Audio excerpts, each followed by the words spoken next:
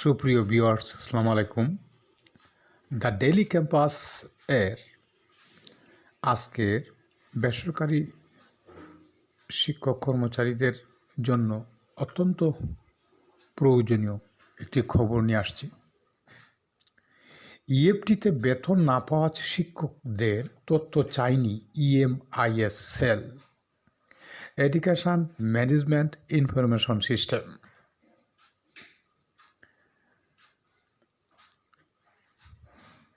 গত কয়েকদিন ধরে ফেসবুকে এমপিভুক্ত শিক্ষক কর্মচারীদের এমপিভুক্ত অর্থ যাদের প্রথম ধাপে ইএফটিতে প্রেরণ করা হয়েছে তাদের কেউ অর্থ না পেয়ে থাকলে এখানে জানতে পারেন। প্রথম ধাপে যাদের অর্থ প্রেরণ করা হয়নি দ্রুত দ্বিতীয় ধাপে ইএফটিতে প্রেরণ করার কার্যক্রম চলছে। এমন একটি খবর ফেসবুকে ছড়িয়ে পড়েছে।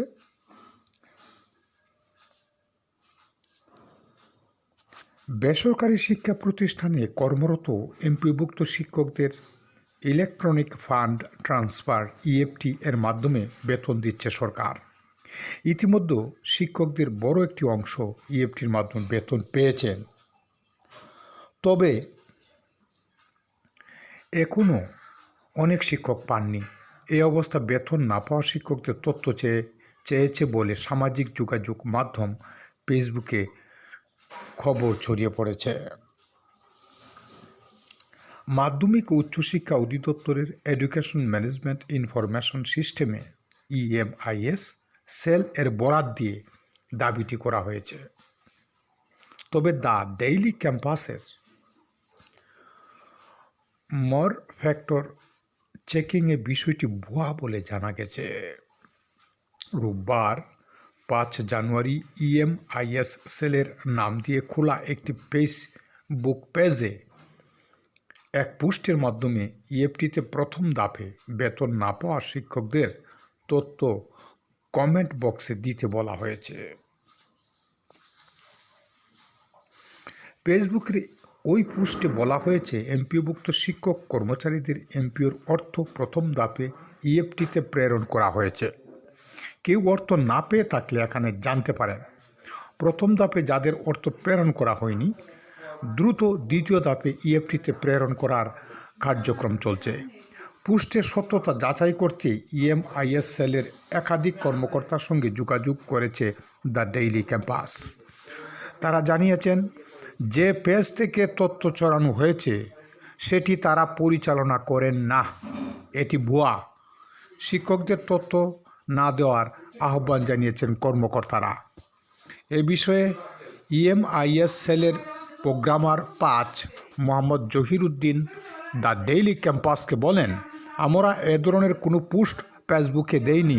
শিক্ষকদের কাছে তথ্য চাওয়া হলে আনুষ্ঠানিকভাবে চিঠির মাধ্যমে চাওয়া হবে। ইএমআইএস সেল কখনো এভাবে তথ্য চায় না।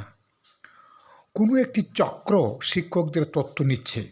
এই তথ্য দিয়ে অপরাধী চক্র খারাপ কিছু করতে পারে। শিক্ষকদের তথ্য না দেওয়ার আহ্বান জানান এ কর্মকর্তা। সুতরাং শিক্ষকদের জন্য এটি একটি জনগুরুত্বপূর্ণ এবং সতর্কীকরণ পোস্ট। আপনারা সবাই সতর্ক থাকবেন। কেউ আপনাদের নিজস্ব কোনো তথ্য বা অ্যাকাউন্ট নাম্বার বা যাই কিছু চাক সেটা আপনারা দিবেন না, কারণ ইএমআইএস সেটা ভুয়া বলে দাবি করেছেন। ধন্যবাদ সুপ্রিয় শিক্ষকবৃন্দ, আপনারা এরকম জনগুরুত্বপূর্ণ খবর জানতে আমাদের ইউটিউব চ্যানেল মাস্টার টেলিকম 624 চ্যানেলটি সাবস্ক্রাইব করে আমাদের পাশেই থাকুন। আপনাদেরকে অনেক অনেক ধন্যবাদ এবং শুভকামনা। আসসালামু আলাইকুম।